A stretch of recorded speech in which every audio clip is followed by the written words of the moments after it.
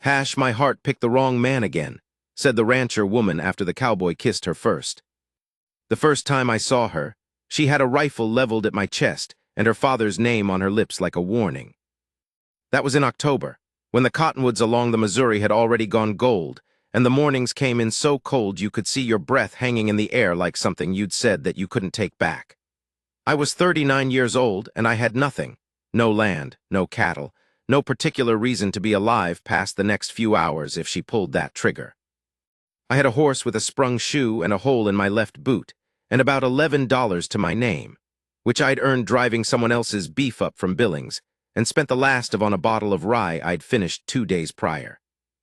Her name was Calla Drummond, and she did not pull the trigger. I need to back up some. I had come to that part of Montana for a job, though calling it a job is being kind to what it actually was. A man named Sutherland, who ran cattle on about 4,000 acres up near the Breaks, the Badlands country where the Missouri cuts through those pale clay bluffs, and there's no good reason to be there except that the grass in the pockets is rich, and a man can see trouble coming from a long way off. Sutherland had lost 20 head over the summer to rustlers. Maybe more. He'd put the word out that he needed a hand who knew how to handle himself and wasn't particular about the exact nature of the handling. I was particular about some things, not all things. I've been a deputy in 2 different counties, a cattle detective for a year out of Cheyenne, and before that I'd done some work I don't care to name in detail, all of which had left me competent and alone and not very well liked by anyone who'd known me long enough to form an opinion. There was a woman once in Laramie, but that's its own story and it ended badly, and I had learned from it not to expect much.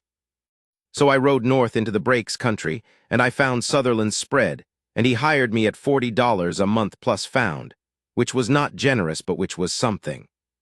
I had my own bedroll and my own horse, and I didn't need much beyond that. I was going to find out who was taking the cattle, deal with it in a way that stopped it permanently, collect my money, and ride somewhere else. That was the plan. The hole in the plan's name was Calla Drummond, and her father's spread sat on the eastern edge of Sutherland's grazing ground. Drummond himself was dead, had been for a year, a bad fall from a horse while crossing the river in spring runoff, the kind of accident that happens so fast there's nothing to say about it afterward except that it happened. Calla had kept the ranch. She had a foreman named Pecos, who was 60-something and half-deaf and reliable, and 3 hands who rotated depending on the season, and she ran about 800 head on land her father had built up over 20 years. She was 32 years old. She had never married, which people in the country considered unusual enough to comment on regularly, and she received these comments with an expression I came to know well, a particular stillness of the face, like a door that wasn't going to open. I didn't know any of this when she had the rifle on me. What I knew was that I'd crossed the South Creek in the dark.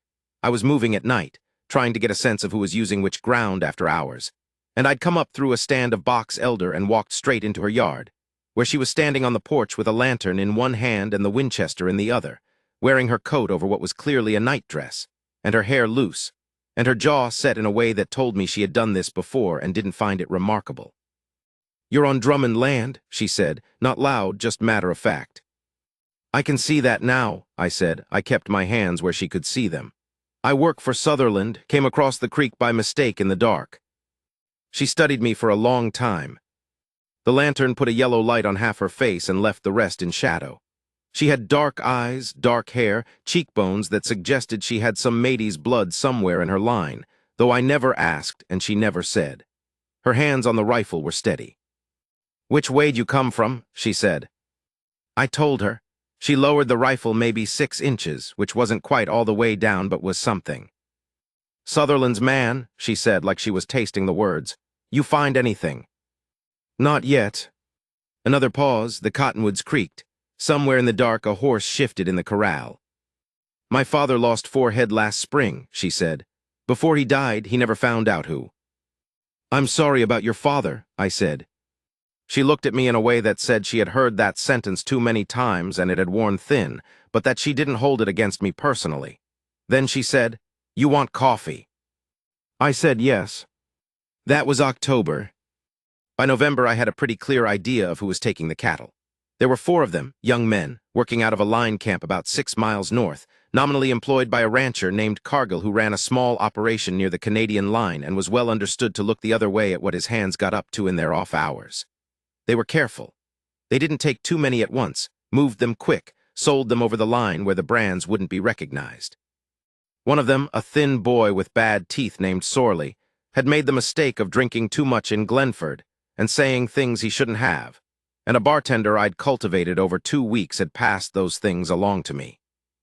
I told Sutherland. He wanted to go in hard, all of them at once, in the night. I told him that would get someone killed, probably more than one someone, and that I had a better way. We argued about it for a week. He was not a patient man, Sutherland. He had money and a temper and the particular arrogance of a man who had never been in a situation he couldn't throw resources at. I was neither patient nor patient-making, and I don't think either of us enjoyed those conversations. During those weeks I kept riding past Drummond Land, not always past it. Sometimes I stopped. Calla had started to leave coffee on the stove at night, and if I came through she'd hear the horse and come out and we'd sit at her kitchen table, and I'd tell her what I was finding, because her father's 4 head and the ones who'd taken them were part of the same story, and she had a right to know. She also had a good mind. She knew that country better than I did, had grown up in it, knew where the ground was soft and where it was hard, and where a man could cross the creek without being seen or heard. I used what she told me, and it was useful. What I did not do in November was let myself think about anything beyond the usefulness of the information. I was good at not thinking about certain things. I had practice. The break came on a Thursday, just before Thanksgiving. One of Sutherland's hands came riding in late afternoon and said he'd found the tracks of a small bunch of cattle being pushed north, maybe 8 hours old. I rode out to look at them. They were fresh enough, 7, maybe 8 head, pushed by 2 horses. I followed the trail until dark and marked where I'd have to pick it up again in the morning, then rode back to Sutherland's. He wasn't there. He'd ridden to Glenford 2 days prior for some business I wasn't privy to and hadn't come back. His foreman, a capable man named Briggs, said there'd been no word. I rode out at first light. The trail took me north and east, into a cut in the bluffs where there was an old hay camp nobody used anymore, with a collapsed barn and a stock pen that still held. They'd pushed the cattle into the pen and were camped in what remained of the barn. I counted 3 horses outside, 4 men inside. I could hear them talking. I won't walk through all of what happened next in detail because some of it I'm not proud of, and some of it happened too fast for detail. What I will say is that there were 4 of them and 1 of me, which were poor numbers, and that I handled the first part well enough and the second part less well, and that in the middle of the third part I took a rifle ball in the left side, just below the ribs. Not through the ribs. Angled in from the side, which was both lucky and not lucky. Lucky because it missed the lung, not lucky because I still had to get back on my horse and ride 6 miles in November with a hole in me. And by the time I had done that I was not doing well. I made it to Drummond Land. I don't know that I chose it. My horse knew the way by then. I came into the yard in the dark, leaning far over the horse's neck, and I remember the lantern light coming through the window going yellow and smearing, and I remember falling and the cold ground, and then I remember Calla's voice saying my name. She'd learned it by then, saying, "Tom, stay with me, Tom," asterisk, and her hands on my face. I was in her house for 3 weeks. I don't have clean memories of the first several days. What I have are pieces, the smell of the wood stove and something medicinal she used on the wound, the sound of wind against the window glass late at night, her voice sometimes when I surfaced, not saying much, just talking, the way you talk to a horse you're keeping calm. Once I thought I heard her reading aloud from something, a low, steady voice in the dark, and I thought it was a psalm, but I couldn't be sure. There was a dog she had, a big gray cattle dog with one cloudy eye, and I remember the weight of it lying against my legs through the quilt. When I came back enough to be talked to, she was sitting at the table beside the bed doing something with a ledger book, and she looked up and said, "You'll keep the kidney." "That's good," I said. My voice came out strange, thin. "I've seen worse," she said. "You lost a lot of blood. You need to stay still for another week at least." I said I had to get back to Sutherland. She said Sutherland came by. I waited. I told him you were not fit to move and that you'd be in touch when you were. A pause while she made a notation in the ledger. He wasn't happy about it. He's generally not happy. I noticed that, she said. She looked up again, and there was something in her face that was almost humor but hadn't quite gotten there. He wanted to send men after the camp himself. I told him it was already dealt with. Is it? Briggs and 2 of the hands rode up there the next morning when you didn't come back. Found 3 of them. 1 had ridden off. She set the pen down. Sorley, the thin one. They say he went north. You'll need to deal with that eventually. I know. She nodded like that was settled and went back to the ledger. After a while, she got up and put a bowl of something in front of me and told me to eat it, and I did. It took me longer to heal than I wanted, and not as long as she said it would. I was upright by the end of the first week, which she disapproved of and said so plainly. I helped with small things around the house, splitting wood from a seated position on the porch until she came out and took the axe away from me, carrying water until she took the bucket, which she did without making a production of it, just took it and kept walking. That was her way. She didn't perform anything. She just did what was needed and expected you to do the same. I was in the way and I knew it, and she never said so, which I respected more than if she had. In the evenings after supper we sat by the stove. She was not a woman who filled silence with noise. I had grown up in a house where silence meant something was wrong, so for the first few days I kept wanting to say things just to fill the air, and I would start and then stop because the things I started to say were not worth saying. She seemed to notice this. One evening she looked over from her mending and said, "You don't have to talk." I know, I said. Some men don't know that. Some men never learn to sit still. She considered this. Is that what you did, learned it? I said the hard way. She went back to her mending. After a while she said, "My father was a quiet man too," not looking up. People mistook it for coldness. He wasn't cold. No, I said, usually it's the opposite. She looked at me then, briefly, and then looked back down. Whatever was in her face in that moment I couldn't read exactly, but I felt it. The way you feel a change in the weather before you see it. I need to say something about the morning she told me about her father. We were eating breakfast. She'd made cornmeal and there were eggs from her 6 chickens, and the gray dog was lying under the table with his muzzle on my boot in the way he'd adopted since I'd started being upright enough to sit at the table. It was a clear, cold morning, and the light was coming in flat and white through the east window. She put a cup of coffee in front of me and then she sat down and she said, "Pico's found the spot last week, where he crossed." I didn't know what she meant for a second, and then I did. The spring runoff crossing, her father. I didn't say anything because there wasn't anything to say. The bank had undermined on the south side, she said. All the way through, you couldn't have seen it from above. It would have looked like solid ground. She wrapped her hands around her own cup. I needed to know if it was an accident or if he'd been careless. He was never careless. No, I said. So it was just bad luck. She said it evenly, like she was filing something. Just a thing that happened. Yes. She was quiet for a minute. Then, that's harder in some ways. When it's nobody's fault. I had thought about this before, about different kinds of things. Yes, I said, it is. She looked at me across the table. Your wife, she said, quiet, not prying, just asking because she'd seen something in my face. She left, I said, not died, went back to her family in Ohio. A pause. Said she couldn't do this kind of life anymore, the moving, the not knowing. She was right. Calla nodded slowly. Did you love her? It was a straight question, and it deserved a straight answer. I thought I did, I said. Looking back, I think I loved the idea of being the kind of man who came home to someone. I don't know that I was actually that man. She looked at me for a long time without speaking. Then she said, you might be now. I didn't say anything to that. I looked down at the coffee. Outside, the wind pushed against the house and then let it go. The thing about being hurt and cared for is that it changes the terms between you and whoever is caring for you, whether you want it to or not. I had been a man who kept terms carefully. Not cold. I knew the difference, I hoped, but careful. Careful about what I let people know, careful about what I needed, careful about letting anyone get close enough to matter because things that mattered could be taken. I had engineered my life so that very little could be taken from me by keeping very little. She undid that, not aggressively, not even intentionally, I think. She just kept doing what she did. Putting the coffee where I could reach it. Telling me plain things plainly. Looking at me the way she looked at things she was deciding about, serious and without pretense. That look of hers, where she was just seeing exactly what was in front of her and not adding anything to it or taking anything away, I had not been looked at like that in a long time. Maybe ever, Maybe that was the thing I hadn't known was missing until it was there. The third week I told her I was going to find Sorley. She didn't argue. She asked how I was feeling, meaning the wound. I said well enough. She nodded, looking at the table. Then she said, "There's no reason to rush. He's likely gone over the line by now. It'll keep. Sutherland will want." "Sutherland can wait," she said. And then she looked up at me. "You took a rifle ball for his cattle. You've earned a few more days."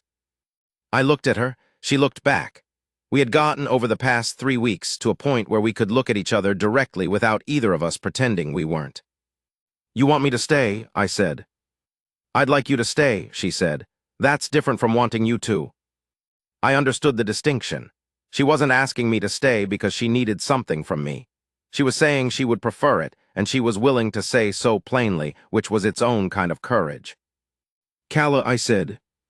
"I know how this sounds," she said, and there was something in her voice that was careful, that was protecting herself, and I hated that she had to do that. That she'd learned to protect herself even when she was offering something. "I know you have work to finish, and I know you don't, that this isn't." She stopped. I got up from the chair, which still cost me something in the side, and I crossed the room and I put my hand along her face and I kissed her. It wasn't a long kiss. She was still for a moment and then she wasn't, and her hands came up and held on to me, and we stood there for a while in the cold kitchen light. When I pulled back, she kept her eyes closed for a second longer, and then she opened them and looked at me and she said, "My heart picked the wrong man again." I said, "Why wrong?" She said, "Because you'll leave." "I might not," I said. She shook her head, not arguing exactly. More like she'd learned not to trust certain words. "Men like you don't stay, they don't, there's always somewhere else. Another job, another trouble that needs handling." "I've been somewhere else for 20 years, I said. "It's not all it's made out to be." She looked at me, that look of hers. "You'd stay here," she said, "on someone else's land." "You need a foreman," I said. "Pico's is 60-something and half-deaf and a good man, but you need someone who can ride hard country, and you know it." She was quiet for a long time. "You'd do that," she said, not a question. She was thinking it through, measuring it the way she measured everything. "I'll go finish what I started for Sutherland," I said. "Then yes."